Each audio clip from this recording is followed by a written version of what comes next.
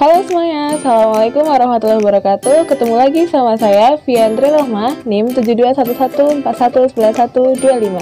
Saya dari Rombel Akuntansi Internasional 2019, Universitas Negeri Semarang. Kali ini kita akan belajar bersama mengenai mata kuliah Sistem Informasi Manajemen, Bab 2, Sistem Informasi sebagai Keunggulan Informatif. Yuk, kita mulai! Nah, yang pertama kita akan membahas mengenai model sistem umum perusahaan. Model ini menampilkan arsitektur seluruh organisasi dalam bentuk sebuah sistem. Ada beberapa unsur di dalamnya seperti yang pertama, aliran sumber daya fisik yang meliputi bahan baku, mesin, dan uang. Yang kedua, ada aliran sumber daya virtual yang meliputi data dan informasi yang merupakan dasar dalam mengambil keputusan. Yang ketiga, ada mekanisme pengendalian perusahaan. Unsur-unsur ini yang memungkinkan perusahaan mengendalikan operasinya, seperti yang pertama, standar kerja. Standar kerja dalam operasionalnya yang digunakan sebagai pedoman dalam mencapai tujuannya. Yang kedua, ada manajemen perusahaan. Yang ketiga, ada suatu pemrosesan data yang menjadi informasi.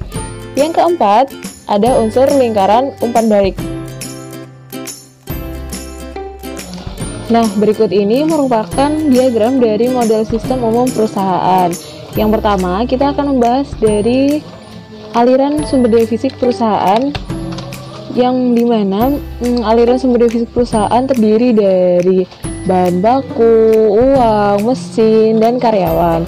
Bahan baku sendiri merupakan bahan mentah yang nantinya akan diproses sehingga menjadi barang jadi. Kemudian, karyawan merupakan pegawai yang dipekerjakan oleh perusahaan yang nantinya akan ditingkatkan keahliannya untuk menjalankan operasional perusahaan. Sedangkan, uang merupakan sumber daya perusahaan yang dapat diperoleh dari investasi atau dari penjualan yang nantinya digunakan untuk pembiayaan operasional perusahaan. Kemudian, mesin merupakan alat-alat yang digunakan untuk membantu proses produksi suatu perusahaan. Nah, input-input tadi akan masuk ke sistem perusahaan, kemudian akan melalui proses transformasi, kemudian akan menjadi output. Nah, saat menjadi output ini akan menjadi informasi yang dibutuhkan untuk kepentingan pengambilan keputusan bagi manajemen.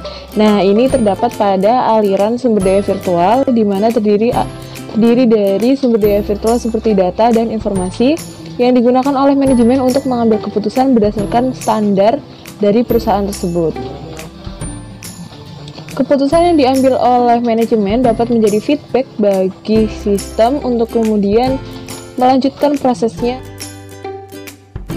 Selanjutnya, kita akan membahas perusahaan di dalam lingkungannya. Sebelum mengetahui 8 unsur-unsur yang terdapat di lingkungan perusahaan, kita sepertinya perlu mengetahui apa sih itu unsur-unsur lingkungan. Nah, unsur-unsur lingkungan ini merupakan organisasi atau individu yang berada di luar perusahaan dan memiliki pengaruh secara langsung atau tidak langsung bagi perusahaan. Kita mengenal ada model 8 unsur lingkungan yang berpengaruh ke perusahaan. 8 ini adalah satu, yang pertama pemerintah.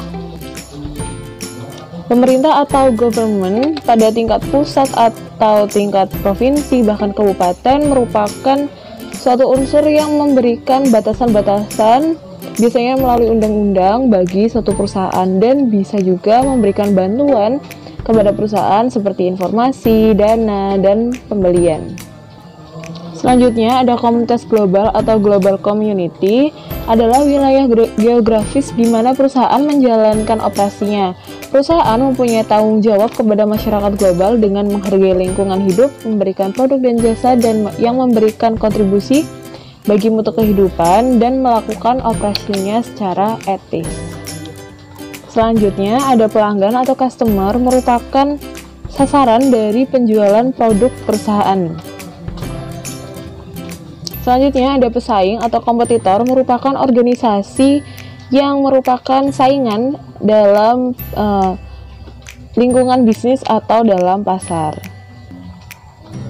Selanjutnya ada pemegang saham atau pemilik, merupakan orang-orang yang menginvestasikan dananya di perusahaan dan memiliki hak di perusahaan tersebut sebagai pemilik perusahaan.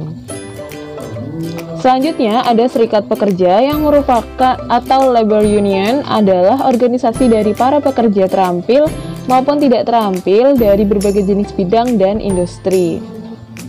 Selanjutnya ada pemasak atau vendor merupakan organisasi atau perusahaan yang memasok bahan baku, mesin kepada perusahaan.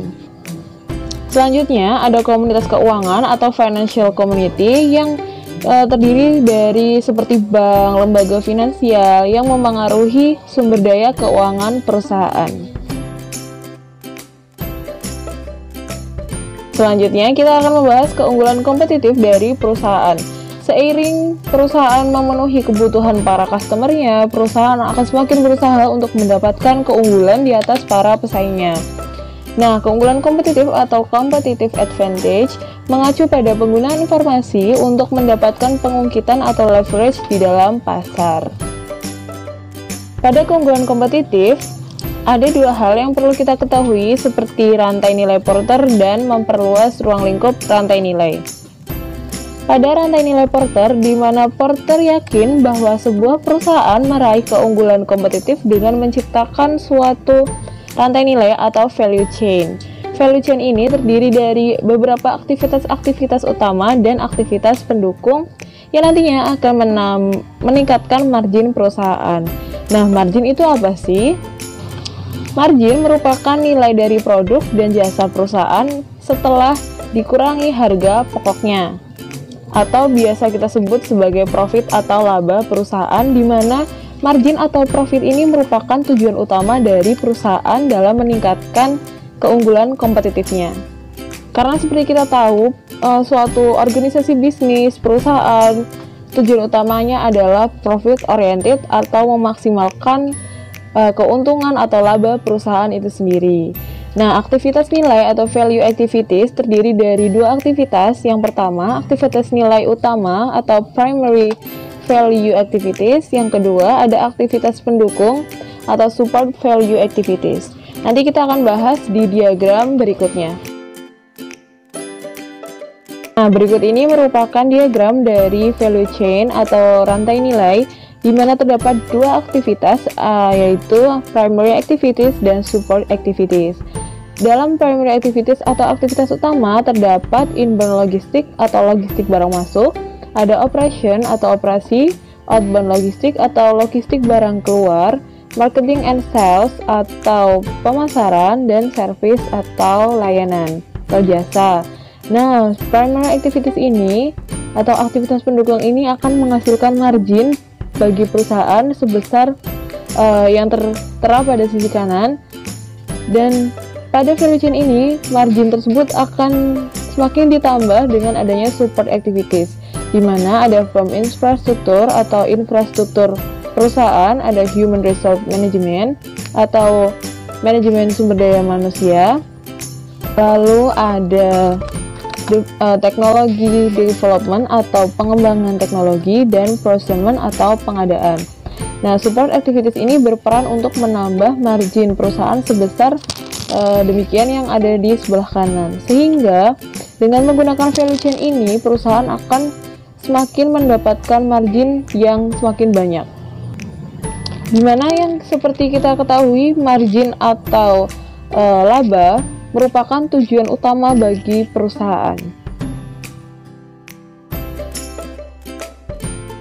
Selanjutnya, yang terakhir kita akan belajar mengenai dimensi-dimensi keunggulan kompetitif. Ada tiga hal, yaitu keunggulan strategis, keunggulan taktis, dan keunggulan operasional. Yang pertama, keunggulan strategis merupakan keunggulan yang memiliki dampak fundamental atau dampak mendasar dalam membentuk operasional perusahaan. Selanjutnya ada keunggulan taktis, merupakan keunggulan ketika perusahaan mampu mengimplementasikan strategi dengan cara yang lebih baik dari para pesaingnya. Yang ketiga ada keunggulan operasional, yang merupakan keunggulan berhubungan dengan transaksi dan proses sehari-hari. Sekian presentasi dari saya, mohon maaf atas segala kekurangan dan kesalahan. Terima kasih kepada yang telah menyimak. Sekian, wassalamualaikum warahmatullahi wabarakatuh.